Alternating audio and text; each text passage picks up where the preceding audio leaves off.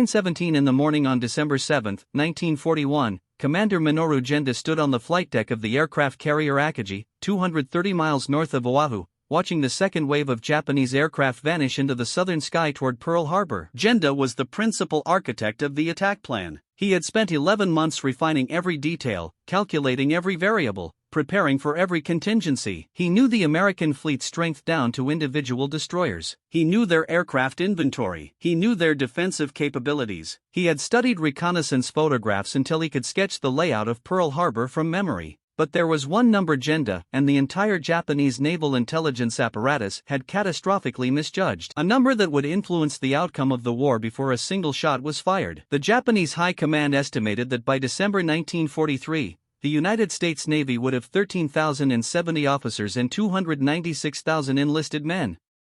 The actual strength on that date was 219,279 officers, 120,472 officer candidates, and 234,343 enlisted personnel. They had miscalculated by a factor of more than 7 to 1. This was not a minor intelligence error. This was not a rounding mistake or a misplaced decimal. This was a fundamental failure to comprehend the enemy they were fighting. And by the time Japanese intelligence uncovered the truth, it was already too late to prevent what was coming. The man who first noticed the discrepancy was Ensign Tao Yoshikawa. Yoshikawa was not a conventional intelligence officer. He had been a promising young naval aviator until a stomach ailment ended his flying career in 1936. Unable to fly, he was transferred to naval intelligence, where his analytical mind and photographic memory made him exceptionally valuable. On March 27, 1941, 9 months before Pearl Harbor, Yoshikawa was sent to Honolulu under diplomatic cover using the alias Tadashi Morimura. His assignment was to observe American naval activity and report on fleet movements, base infrastructure, and defensive preparations. Yoshikawa was thorough. He took the public tour boat through Pearl Harbor. He rented small aircraft to photograph installations from the air. He posed as a tourist and memorized patrol patterns. He counted ships and aircraft and documented their positions. His reports were detailed and precise. The problem was not what Yoshikawa observed. The problem was what Tokyo assumed about what he observed. Yoshikawa saw battleships, carriers, and cruisers. Tokyo headquarters tallied those ships and calculated the crews required to operate them. They used their own manning standards as the baseline. Japanese warships operated with lean crews, maximum efficiency, minimal personnel. They assumed the Americans did the same. They were wrong. Japanese naval intelligence officers in Tokyo had access to extensive information about American naval practices. They received attaché reports from officers stationed in Washington and other American cities. They monitored technical publications documenting American shipbuilding programs and naval construction. They analyzed captured documents and interviewed merchant sailors who had visited American ports. The raw data was available. But having information is not the same as interpreting it correctly. The intelligence apparatus suffered from fundamental organizational weaknesses that prevented accurate analysis. The Japanese Navy considered intelligence a secondary function, far less important than operations or command. Operations divisions often ignored intelligence reports that contradicted their assumptions or challenged plans already in development. The Navy assigned relatively few personnel to intelligence work and treated the assignment as less prestigious than combat billets or command positions. Ambitious officers avoided intelligence assignments because they offered limited opportunities for advancement or recognition. This institutional attitude meant that warnings from intelligence officers carried little weight when they conflicted with operational plans already underway. The cultural bias toward offensive action and decisive battle made it difficult for intelligence officers to argue for caution or restraint based on assessments of enemy capabilities. Captain Toshikazu Ome served in the operations section of the Naval General Staff and was responsible for long-range planning. Ome was an experienced officer who had spent years studying American naval capabilities and strategic doctrine. In the months before the war, Ome and his colleagues used available intelligence estimates to calculate how many ships the Americans could man, how many task forces they could field, and how long it would take them to replace combat losses. The calculations were methodical and detailed. They examined American naval construction programs and ship delivery schedules. They analyzed American training capacity and personnel development systems. They studied American logistics capabilities and supply infrastructure. Based on personnel projections that assumed American mobilization would follow patterns similar to Japan's own expansion, planners concluded that the United States Navy could sustain approximately 40 major combatants in the Pacific theater, with limited ability to conduct simultaneous operations in multiple regions. This assessment was incorporated into Japanese war plans at the highest levels. The entire strategy of seizing resource areas in Southeast Asia, establishing a defensive perimeter stretching from the Aleutians through the Central Pacific to the Dutch East Indies, and forcing a negotiated settlement assumed that American naval forces would be constrained by limited manpower. The Japanese believed they would be fighting a contained war against a numerically limited opponent who would eventually accept compromise rather than sustain a prolonged conflict. They were preparing for the wrong war. Why did intelligent, experienced officers all make the same fundamental error? The answer lies in what intelligence professionals call mirror imaging. Mirror imaging is the assumption that the enemy thinks like you do, operates like you do, and values the same things you do. The Japanese looked at American naval practices through a Japanese lens and saw what they expected to see. Japanese naval doctrine emphasized elite crews operating complex vessels with maximum efficiency, quality over quantity. Every sailor was carefully selected, extensively trained, and expected to maintain high performance standards throughout their career. The Imperial Japanese Navy did not rely on reserve personnel in significant numbers. They did not conduct mass recruiting campaigns. They did not believe in taking civilians and transforming them into sailors within months. Their entire cultural and institutional framework emphasized the careful development of professional personnel over years of service. Their peacetime navy of approximately 120,000 men expanded to only 300,000 by the end of the war. A threefold increase over 4 years was considered rapid expansion by Japanese standards. They assumed the American approach would be similar. They assumed that building a navy required the same careful, methodical approach Japan used. They were projecting their own limitations onto an enemy with entirely different capabilities and completely different assumptions about how to mobilize a nation for war. The reality of American naval expansion was something Japanese intelligence had no context to imagine. In June 1941, the United States Navy had approximately 284,000 active duty personnel, including officers, enlisted sailors, nurses, and support staff across all naval installations worldwide. 18 months later, in December 1942, that number had grown to 1,640,000. By December 1943, it reached 2,374,094. The growth was not linear, it was exponential. The rate of expansion accelerated as training facilities increased, recruitment intensified, and the entire American industrial and social system oriented toward war production. The Japanese had studied American shipyards and knew the United States could construct vessels faster than Japan. American construction statistics were published in trade journals and technical publications that Japanese intelligence officers read regularly. What they failed to understand was that America could simultaneously recruit, train, and deploy the personnel to operate those vessels at a pace no other nation could match. The United States was not constrained by available manpower. The country had 131 million people in 1941. Approximately 50 million were men of military age, even accounting for agricultural deferments to maintain food production, essential industry exemptions to keep factories running, and physical disqualifications for health reasons. The pool of potential recruits was effectively unlimited. The Japanese Imperial Navy was drawing from a population of 73 million with far stricter social constraints on who could serve. Women were considered for naval service only in very limited administrative roles. Social class distinctions limited opportunities for many potential recruits. Educational requirements were strict. The mathematics of the situation should have been obvious. A nation with twice the population and far fewer social restrictions on military service could mobilize far more personnel. But intelligence analysis is not about what should be obvious. It is about what analysts are prepared to see. And Japanese analysts were not prepared to see an enemy that could expand its navy tenfold in less than 4 years. The first indication that something was wrong came in May 1942 during the Battle of the Coral Sea. Japanese reconnaissance aircraft reported an American task force centered on 2 aircraft carriers. Standard Japanese doctrine called for approximately 2,000 personnel to operate a fleet carrier, including the embarked air wing. 2 carriers meant roughly 4,000 American sailors in the immediate operational area.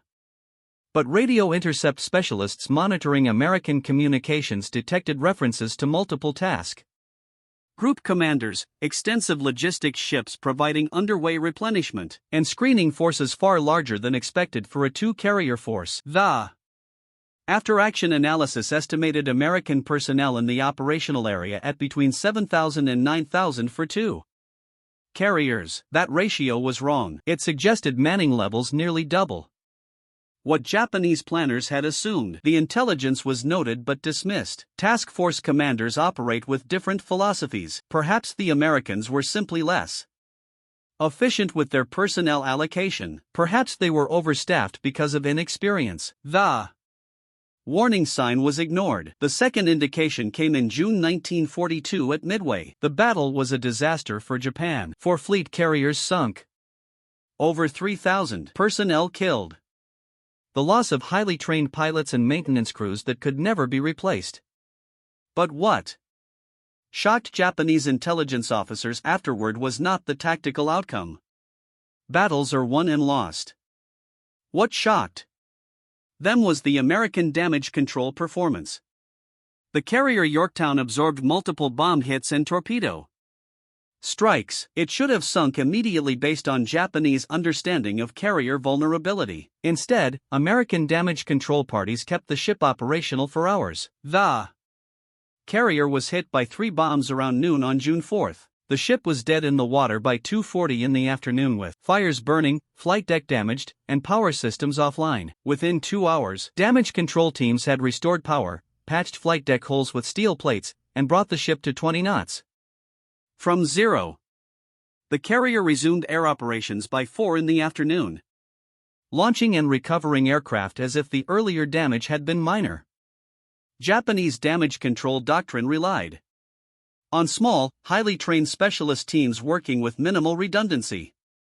The Americans seemed to have dozens of damage control personnel available on a single vessel with backup teams ready to take over if primary teams were incapacitated. Where did all those people come from? A Japanese fleet carrier operated with approximately 1,500 crew. Intelligence estimates suggested American carriers had similar manning, perhaps slightly higher. But the Yorktown's crew list, recovered from documents found floating after the battle, showed over 2,200 names. The Americans were putting nearly 50% more personnel on their carriers than Japanese planners had assumed. That meant 50% more damage control capability, 50% more maintenance capacity, 50% more sustained operations capability, 50% more everything. The implications were enormous, and still, Tokyo headquarters did not adjust their fundamental estimates of American naval strength. The third warning came in August 1942 during the Guadalcanal campaign, the first major American offensive operation. Japanese intelligence had estimated that American forces in the South Pacific would be limited by personnel availability. They expected perhaps 2 or 3 reinforced battalions, maybe 8,000 to 10,000 men total for an initial landing operation. Marine forces landed with 11,000 troops on Guadalcanal alone, with additional forces landing on nearby Tulagi and other islands. The total American ground force commitment to the Solomon Islands operation exceeded 16,000 personnel. Naval forces supporting the landing included 3 aircraft carriers, a battleship, 14 cruisers, and 31 destroyers. The personnel required to operate and support that force exceeded 30,000 sailors, not counting the merchant marine crews manning transport vessels. American ground forces received continuous resupply from transport vessels crewed by merchant marine personnel who had been rapidly trained and deployed in a matter of months rather than years. Japanese submarines patrolling the supply routes watched convoys moving supplies to Guadalcanal and reported supply ship traffic at levels that seemed impossible for a navy Tokyo believed had fewer than 400,000 total personnel. The Americans were operating a major offensive campaign in the Solomon Islands while simultaneously maintaining Atlantic convoy operations against German submarines, conducting training exercises to prepare new units for deployment, and building new construction crews for vessels under construction. The math did not work. Either Japanese intelligence numbers were fundamentally wrong, or the Americans had found some way to multiply their available manpower beyond any reasonable calculation. Tokyo chose to believe the Americans were overextended and would soon reach their breaking point. They kept waiting for that breaking point to arrive. It never did. By early 1943, field commanders were sending increasingly desperate reports to Tokyo. Admiral Ayako Yamamoto, Commander-in-Chief of the Combined Fleet, personally sent a cable to Naval General Staff Headquarters, questioning the intelligence estimates. Yamamoto had studied at Harvard University from 1919 to 1921 and had served as naval attachés in Washington during the 1920s. He knew America better than most Japanese officers. He understood American industrial capacity and organizational capability from direct observation. His cable was blunt and undiplomatic. American naval forces in the Pacific had grown to levels that were incompatible with pre-war intelligence projections. The Americans had stripped the Atlantic theater bare of all naval forces and concentrated everything in the Pacific, which seemed unlikely given the ongoing Battle of the Atlantic or the personnel estimates that had informed Japanese strategic planning were fundamentally wrong. Tokyo needed to determine which scenario was correct and adjust planning accordingly. The situation could not continue with field commanders operating on assumptions that no longer matched observed reality. The request was assigned to intelligence officers in the Naval Intelligence Division who specialized in American naval analysis. They pulled every report from the past 18 months and started calculating actual American strength from observed deployments, American ship sightings, from submarine patrols and reconnaissance flights, radio intercepts revealing call signs and unit designations, prisoner interrogations providing direct testimony about unit sizes and manning levels, captured documents showing organizational structures and personnel allocations. They counted every vessel reported in the Pacific theater and calculated minimum crew requirements based on vessel type and mission. Then they added Atlantic operations visible through intelligence collection, convoy escorts operating between the United States and Britain, carrier groups supporting amphibious operations in North Africa, training commands preparing new units on both coasts, shore stations providing maintenance, repair, and logistics support. The preliminary totals came to over 850,000 personnel. That was already more than double the official estimates that had been used for war planning. But the analysis was not finished when American manning standards documented in captured operations manuals were applied to the observed ship counts. The total rose to 1,200,000. Music, and this was just active operational forces. It did not include the training pipeline of recruits undergoing basic training, technical schools preparing specialists, advanced training units working up for deployment, or the vast shore establishment of administrative and support personnel required to sustain operations. Intelligence officers wrote detailed reports concluding that Japanese intelligence estimates of American naval manpower were low by a factor of at least 3:1, possibly 4:1 or even higher. The reports were submitted to senior leadership in the spring of 1943. They were read, questioned, and extensively debated. American expansion at such rates seemed impossible to officers who had spent their careers in a navy that grew slowly and carefully, one ship and one sailor at a time. The cultural assumption that mobilization had natural limits colored every analysis. The idea that America could train hundreds of thousands of sailors in months rather than years contradicted everything Japanese naval culture understood about creating effective personnel. Training took time. Developing competence required experience. Building unit cohesion demanded careful selection and prolonged service together. The American approach of rapid mass mobilization seemed likely to produce poorly trained personnel operating at low efficiency. How could such a force be effective in combat? The question revealed the depth of the cultural misunderstanding. In July 1943, a captured American sailor provided dramatic confirmation that changed the nature of the debate. The sailor was a radio operator from a destroyer sunk off Bangara during a night surface engagement. He was young, recently trained, and remarkably forthcoming during interrogation. Japanese interrogators often found American prisoners more willing to talk than their own personnel would have been in similar circumstances. The cultural differences extended even to captivity. The sailor told his interrogators about his training experience at boot camp in Great Lakes, Illinois. He had trained with 4,000 other recruits in his company alone. He described the training Facility is processing 20,000 new sailors every month through basic training programs that lasted 8 weeks. The interrogation officer asked him to repeat that number, certain there had been a translation error. 20,000 per month meant 240,000 new sailors per year from a single training facility. That was training capacity alone, producing raw recruits ready for technical school assignments. It did not include officer candidate schools preparing ensigns and junior grade lieutenants. It did not include specialized technical schools training radiomen, gunners' mates, machinists' mates, and other ratings. It did not include advanced training facilities working up flight crews, submarine crews, and specialized units. The sailor mentioned casually that he had friends training at 3 other major facilities around the country with similar capacity. If each facility processed similar numbers, the Americans were adding close to 1 million new sailors per year to their personnel system. The interrogation report made it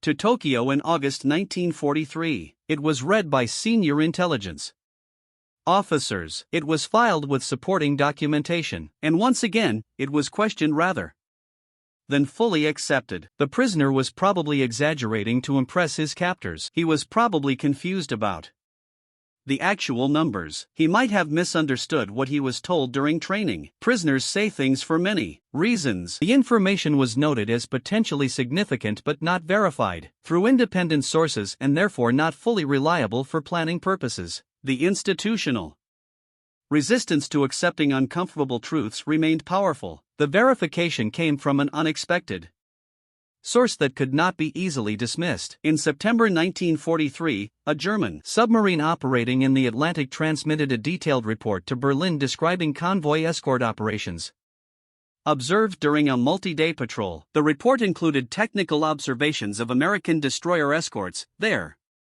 tactical performance, crew organization, and manning levels. German naval intelligence shared the report with their Japanese counterparts through the military attaché in Berlin as part of routine intelligence exchange between Axis powers. The German submarine commander had observed American destroyer escorts during a surface engagement and had counted personnel visible on deck during action stations. He estimated the American destroyer escort carried a crew of approximately 180 to 200 personnel. Japanese destroyer escorts of comparable size operated with crews of 100 to 120. The American vessels were not significantly larger in displacement or dimensions. They were simply more heavily manned. The Germans noted this as an operational curiosity worth sharing. For Japanese analysts, it was confirmation of a pattern they had been reluctant to acknowledge. If the Americans were putting 50% more crew on their escort vessels, they were probably doing the same across their entire fleet. Carriers with 50% more crew,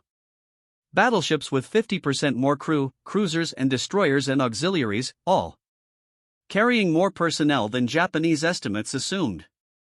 The implications were staggering. Every Japanese calculation about American fleet size, operational capability, and sustainability was based on manning assumptions that were demonstrably wrong. September 1943 was the month Tokyo finally, quietly began to acknowledge they had a fundamental problem with their understanding of American capabilities. A working group was formed in the Naval Intelligence Division specifically to reassess American personnel strength using all available information without regard to whether the conclusions fit existing assumptions. The group included experienced intelligence officers and operations planners who understood how personnel numbers translated into operational capability. They were given access to classified files from multiple sources and told to develop new estimates based on comprehensive analysis rather than incremental adjustments to old estimates. They worked for 6 weeks examining every piece of evidence systematically. Their report was submitted on November 9,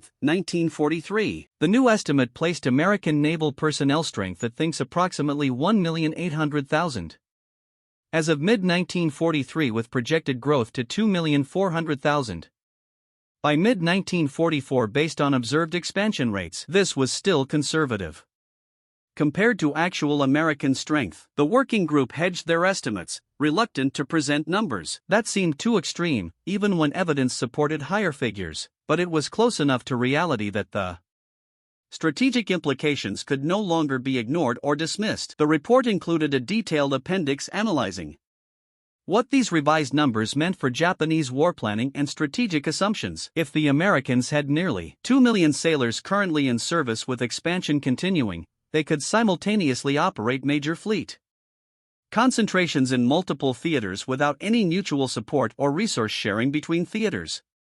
They could conduct unrestricted offensive operations in the Pacific while maintaining full-strength convoy escort operations in the Atlantic. They could sustain combat losses at rates Japan could never match and still expand total force strength. They could maintain extensive logistics networks, moving supplies across vast ocean distances. They could garrison island bases with permanent personnel rather than rotating limited forces. Every assumption that had informed Japanese strategy for the past 2 years was invalidated by these numbers. The defensive perimeter strategy that assumed limited American forces unable to attack multiple points simultaneously was obsolete. The quick war scenario that depended on American war weariness and willingness to negotiate was impossible. The Americans were not running out of manpower. They were not going to reach a breaking point where losses exceeded their ability to replace them. They were going to keep building ships and keep training crews and keep sending them west until Japan was crushed under the sheer weight of numerical superiority. The working group's conclusion was stark and unambiguous. Japan had entered a war against an opponent whose mobilization potential was an order of magnitude greater than intelligence estimates had predicted. The error was not correctable through operational adjustments or tactical innovation. Superior Japanese training, superior Japanese fighting spirit, superior Japanese tactics could not overcome a 10-to-1 numerical disadvantage in personnel. The mathematics of the situation were absolute and immutable. Japan could not win a war of attrition against the United States. The only question remaining was how long Japan could sustain the fight before inevitable collapse and whether any negotiated settlement could be reached before that collapse became complete. The report went to the highest levels of naval leadership. Admiral Shigetaro Shimada, serving as Navy Minister, received a copy. Senior officers on the Naval General Staff read it carefully. The officers who read the report could not dispute the numbers or the analysis. The evidence was overwhelming. The methodology was sound. The conclusions were logically derived from verified observations, but they also could not share the report widely without triggering institutional crisis. If field commanders understood that the war was mathematically unwinnable based on personnel ratios alone, morale would collapse. Combat effectiveness depends partly on belief in possible victory. If the government understood that naval intelligence had miscalculated this badly at the most fundamental level, there would be demands for accountability and possibly leadership changes at the worst possible moment in the middle of a losing war. If the emperor understood that the war had been started based on intelligence estimates that were wrong by a factor of 8:1, the entire military leadership structure could be held responsible for a strategic disaster of unprecedented magnitude. The political implications were unacceptable. The report was classified at the highest security level. Distribution was restricted to fewer than 20 officers with operational need to know. The information was contained and controlled. Official estimates were quietly updated in internal planning documents used for resource allocation and operational planning.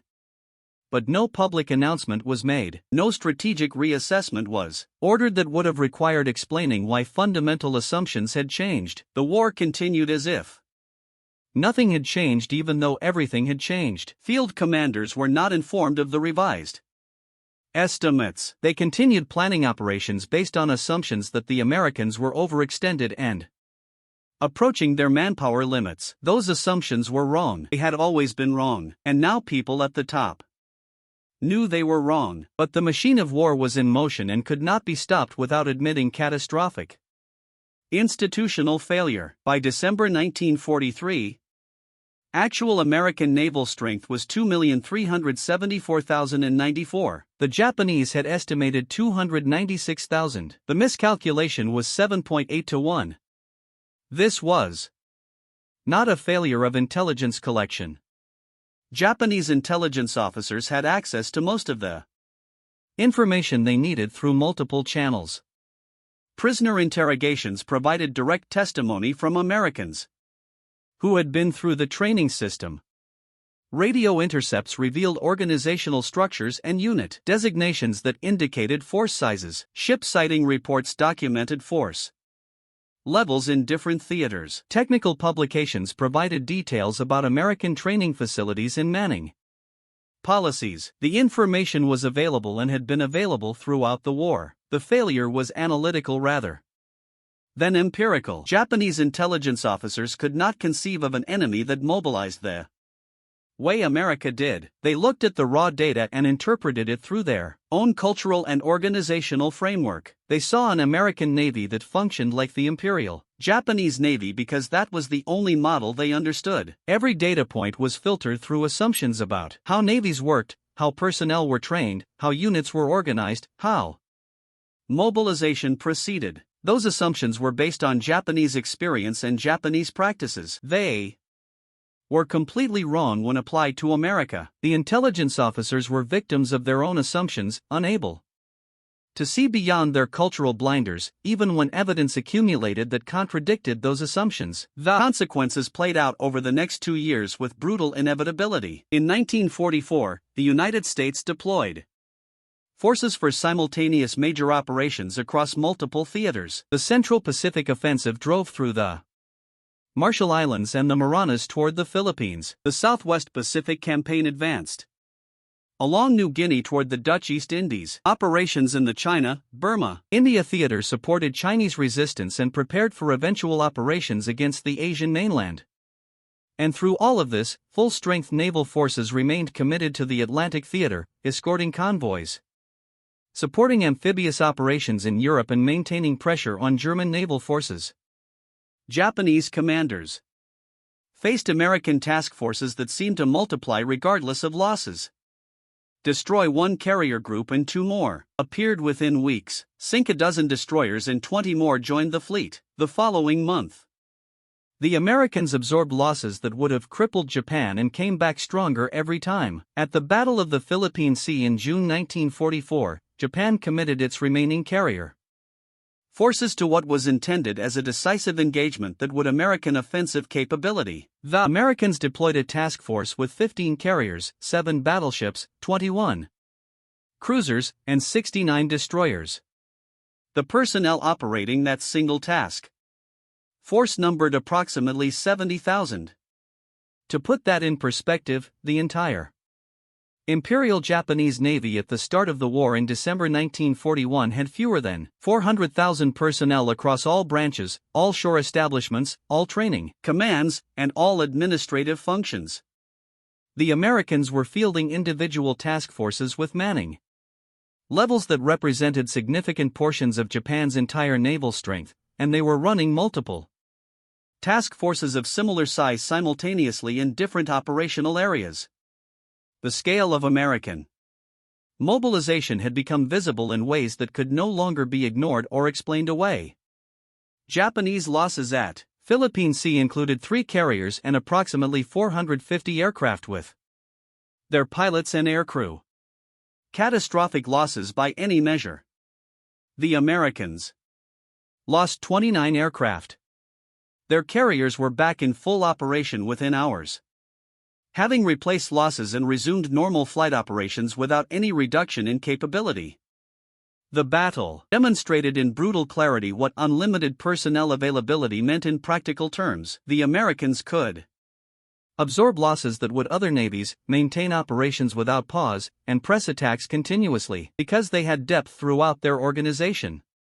They had reserves of trained personnel ready to replace losses immediately. They had training pipelines producing thousands of new sailors every month to sustain expansion and replace combat attrition. They had shore establishments large enough to support sustained operations indefinitely without degradation. Japan had none of those things. Every loss was permanent and irreplaceable. Every pilot killed represented years of training lost forever. Every ship sunk removed capability that could never be recovered given Japan's limited industrial capacity and personnel base. The mathematics of attrition favored the side with greater resources at every level. And the Americans had resources Japan could not match, regardless of fighting spirit or tactical skill. The most painful realization for the Japanese officers who understood the true situation was that the war had been lost before it started. Not because of tactical mistakes that could have been corrected, not because of strategic errors that could have been avoided with better planning, but because of an intelligence failure so fundamental that it made victory mathematically impossible regardless of how well Japan fought. If Japanese planners had known in 1941 that America would deploy over 2 million sailors in the Pacific theater alone by 1944, the entire strategic calculus would have been different. The argument that America lacked the will to fight a prolonged war becomes meaningless when America has the capacity to fight 3 major wars simultaneously in different hemispheres without straining its mobilization capacity.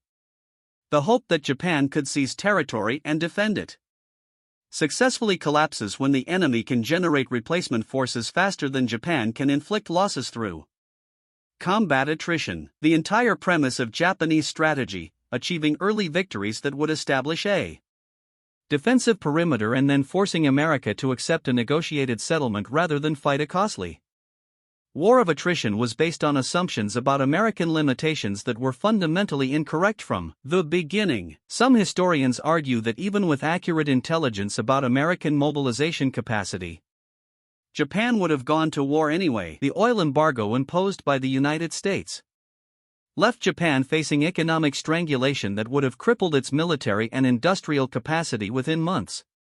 The resource needs of the empire, particularly oil from the Dutch East Indies, rubber from Southeast Asia, demanded military action to secure access. The military culture that dominated Japanese government prioritized honor and national prestige over pragmatic calculations of probable success. These arguments have considerable merit. The political and economic pressures pushing Japan toward war were real and severe, but they miss a crucial point about how wars are fought once they begin. Wars are fought by people who believe they can win, or at least believe that victory is possible if they fight hard enough and make the right tactical decisions. Accurate intelligence about American strength might not have prevented the war from starting given the pressures Japan faced, but it would have fundamentally changed how Japan fought that war once it began. With realistic estimates of American strength showing a 10-to-1 personnel advantage, Japanese planning might have focused on limited objectives rather than expansive territorial conquest. Defensive strategies might have received priority over offensive operations designed to achieve decisive victory. Earlier negotiation attempts might have been pursued more seriously before the strategic situation became completely hopeless. The war that actually occurred with its total commitment to offensive operations across the Pacific and its categorical rejection of all compromise until final defeat was only possible because Japanese leaders at all levels believed they were fighting an enemy with limited resources who would eventually tire of the conflict. That belief was wrong from the beginning, and the intelligence failure that created and sustained that belief cost Japan everything it sought to defend. Commander Chikataka Nakajima served with the 2nd Fleet and Combined Fleet from December 1941 until August 1945. His duties included assembling intelligence from multiple sources, preparing estimates of enemy capabilities and intentions, and analyzing naval operations to extract lessons for future planning. After the war ended, Nakajima was interviewed extensively by American naval intelligence officers who were documenting Japanese intelligence capabilities and understanding how Japan had assessed American strength. Throughout the war, the Americans wanted to understand their enemy's perceptions and identify intelligence successes and failures on both sides. They asked Nakajima directly about the intelligence failures regarding American manpower mobilization and why Japanese estimates had been so catastrophically wrong. Nakajima's explanation was candid and revealing. He explained that Japanese naval intelligence had been organizationally weak throughout the pre-war period and during the war itself. The service was chronically understaffed relative to its mission requirements. It was institutionally marginalized within the Navy's hierarchy, with intelligence assignments carrying lower prestige and Fewer promotion opportunities than combat or command billets. Intelligence. Officers who raised concerns about American capabilities, especially concerns that suggested Japan was overmatched or facing stronger opposition than expected, were often dismissed or ignored by operations officers who had already committed to specific courses of action. The organizational system was not designed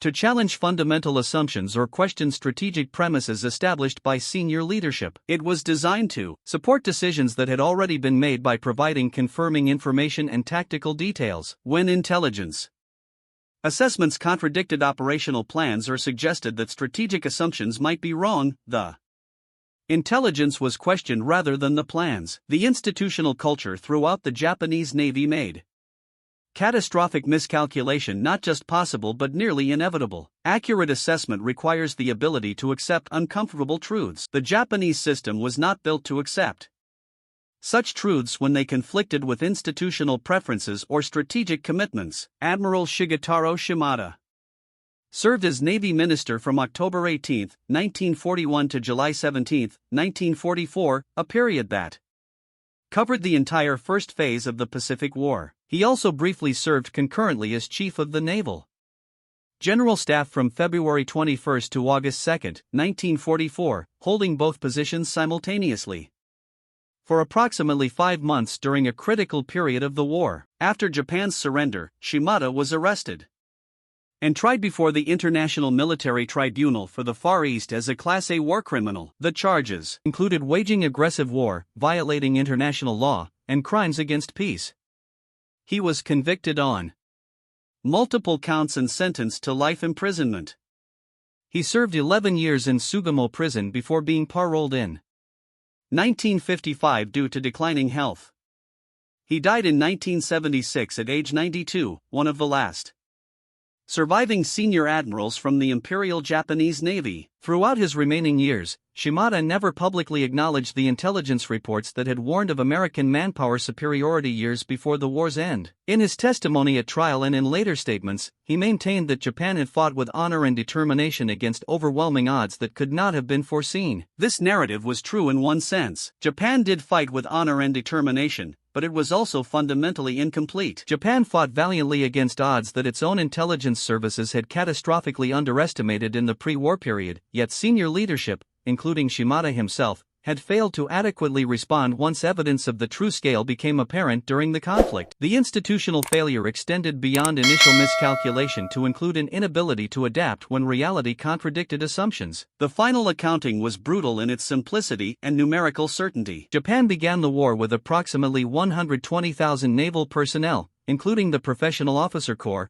enlisted sailors on ships and at shore stations, and the administrative and support staff required to maintain operations. The nation expanded that force to roughly 300,000 by 1945 through sustained mobilization efforts. Total mobilization over 4 years of total war produced a threefold increase in naval personnel. By any historical standard, this represented remarkable expansion for a nation of Japan's size and industrial capacity, impressive by any measure except the one that mattered in the context of the Pacific War. The United States began the war with about 337,000 naval personnel in December 1941. By the end of the conflict in August 1945, that number had grown to over 3,380,000, a tenfold increase achieved in under 4 years. The Americans trained and deployed more sailors in 1944 alone than Japan had in its entire navy at peak wartime strength. They operated more ships than Japan could construct, flew more aircraft than Japan could produce, moved more supplies across greater distances than Japan could manage, and sustained larger forces in multiple theaters simultaneously than Japanese planners had ever imagined possible. The intelligence estimate projecting 296,000 American sailors by December 1943 missed the actual number of 2,343,343 by nearly 8 to 1. This was not a minor error attributable to reasonable uncertainty or incomplete data.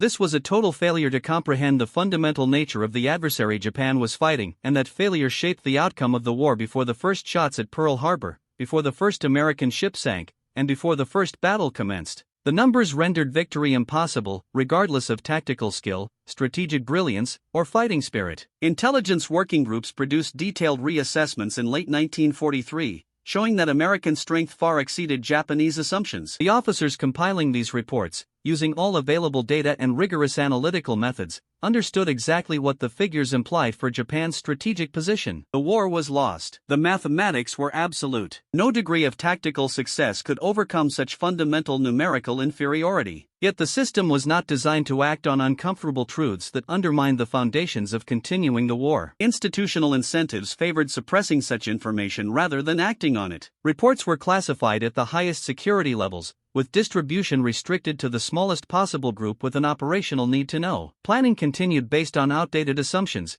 because acknowledging them would have required admitting that the entire strategic framework of the war had been built on false premises from the outset. Intelligence is sometimes about gathering information from enemy territory and hostile sources. Sometimes it is about analyzing that information to extract meaningful patterns and predictions. And sometimes, perhaps most importantly, it is about confronting uncomfortable truths that nobody wants to hear or accept. The tragedy of Japanese naval intelligence in World War II was not that they eventually discovered the reality of American strength, they did. The tragedy was that when they finally understood the truth, the institutional and political structures governing decision-making prevented that knowledge from altering the course of the war or even significantly influencing operational planning. The truth was discovered, documented, and then buried, because acting on it would have required admitting failures the system could not acknowledge. Wars are lost through fundamental miscalculations about the nature of the enemy and the resources they can deploy. The Japanese looked at America and assumed it would mobilize slowly and carefully, prioritizing quality over quantity, as Japan did. They estimated manpower requirements using Japanese models and assumptions about training time and personnel development, preparing to fight a war against an enemy that existed primarily in their own imagination, a foe that mirrored Japanese preconceptions of modern industrial warfare. The real enemy, however, operated on a completely different scale, with entirely different assumptions about what was possible. The real adversary had effectively unlimited manpower reserves and the organizational capacity to turn civilians into sailors within months rather than years. The real enemy could absorb losses that would have decimated Japan while still expanding overall force strength. The real enemy could fight multiple major wars simultaneously in different theaters without compromise. That enemy defeated Japan not necessarily because American sailors were individually superior or American ships were better designed, though often true, but because there were simply vastly more of them. So many more that Japanese intelligence could not comprehend the numbers, even as accumulating evidence should have revealed the truth. 296,000 estimated versus 2,343,343 actual. That gap between assumption and reality, the difference between what Japan believed it faced and the enemy it actually confronted, tells the full story of how one catastrophic intelligence failure determined the Pacific War's outcome before hostilities even began. The numbers were always there in American technical journals, census data, and industrial statistics. The data was accessible to anyone willing to examine it. What was missing was the ability to see beyond cultural assumptions and organizational limits to understand an enemy operating on a scale and with resources completely unlike Japan's own. That blindness cost Japan everything it fought to preserve.